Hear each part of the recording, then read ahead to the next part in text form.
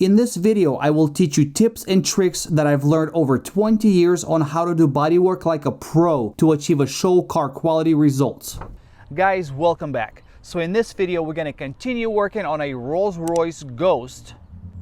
In the last video, we finished up all of the metal work that consisted of reworking most of the metal on the quarter panel,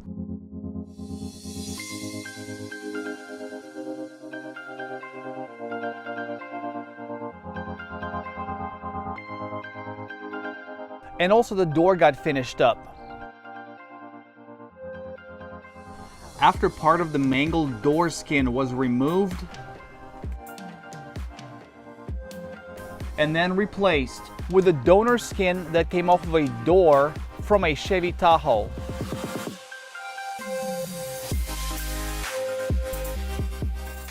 And now it's time to slap some Bondo onto the panel. There's really no finesse necessary when applying body filler, especially if it's your first coat. Main thing you want to make sure of is that you have complete coverage, meaning you don't want to see any metal popping through in the middle of the area where you're applying your filler. Usually first coat is pretty rough. Its main purpose is to mainly fill the bigger imperfections that was left behind in your metal work. The body filler hardened up on me before I was able to apply all of it, because it is a warm day, so this stuff will set up pretty quickly. I normally like to level out the very first coat with a 40 grit sandpaper on an orbital sander. It really speeds up the process by a lot. You're just trying to level out this first coat really quickly without making it perfect. The sanding head revealed the high and low spots. Basically, the high spots are all of the areas where the metal is popping through.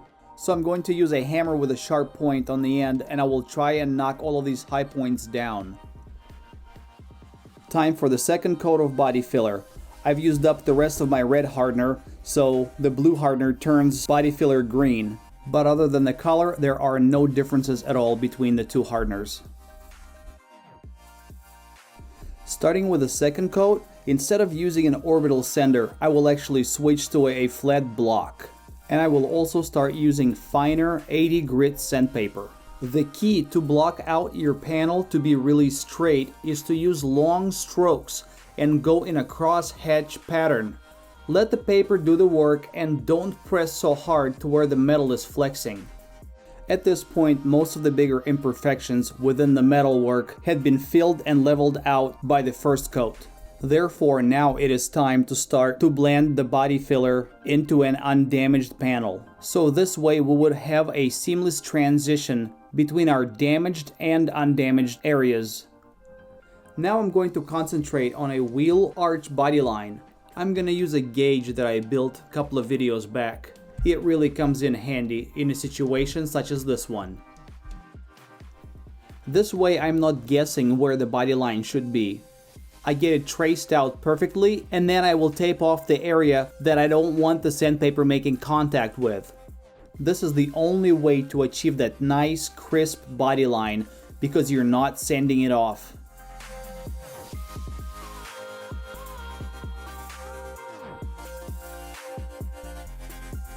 Now with a smaller, flexible block, I will fine-tune the area all along that body line.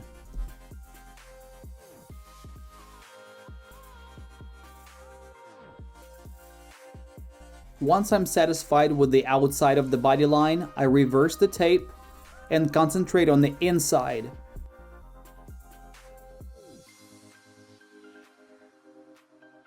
With the third and final coat of body filler, I went further out onto an undamaged panel because I'm really trying to blend that transition out. And I also switch out the 80 grit paper to 180. The process for the third coat is basically just a repeat of the second coat. And in all of the areas where the body filler overlaps the paint of the car, you want to feather those edges out to the point where you cannot feel the transition. It has to be as seamless as possible. And now I will repeat the process to basically do the same steps to work the door.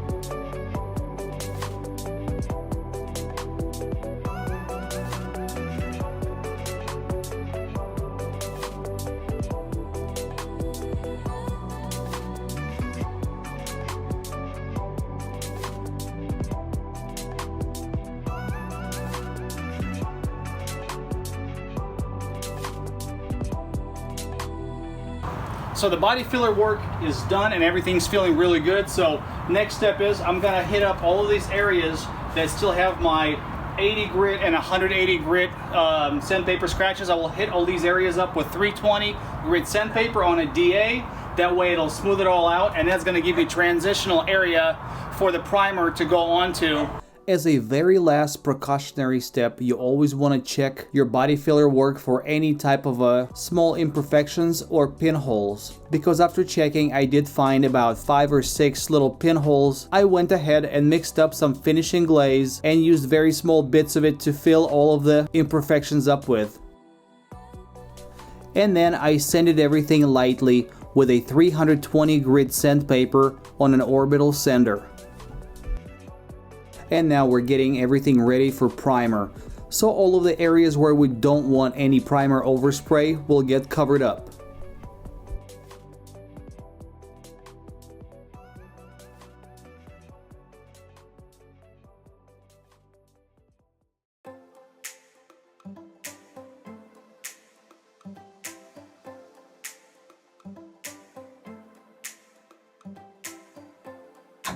So normally when it comes to putting down the primer, I usually blow it in at a lower pressure, normally about 15 or 16 psi. This way I'm keeping the overspray down because I'm not looking for a nice finish. Most of this primer will get sanded down anyways.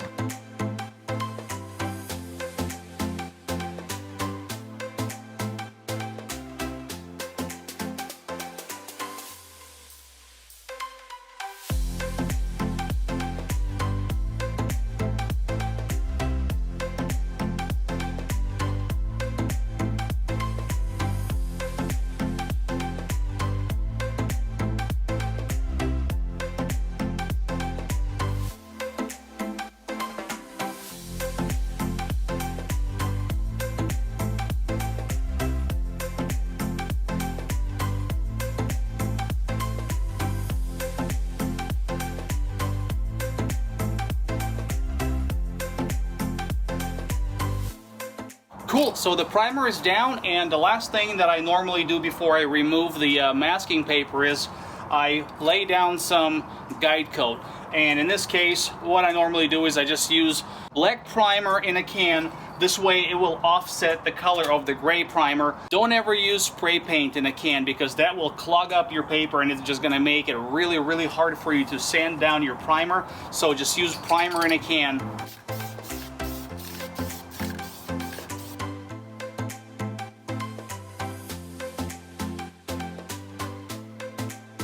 And the thing is, don't be afraid to put too much of this because you can't, because basically it is primer over primer.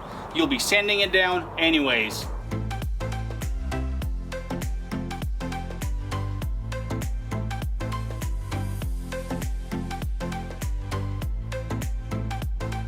In the next video, we're going to finish this project by getting everything prepped and painted. And since the Rolls-Royce cars are cut and buffed from the factory, all of the panels that got repaired will be cut and buffed to match the factory finish, and we're going to make this car look flawless. So make sure to subscribe and hit that bell notification so you guys will be notified once this video drops. And also don't forget to hit that like button.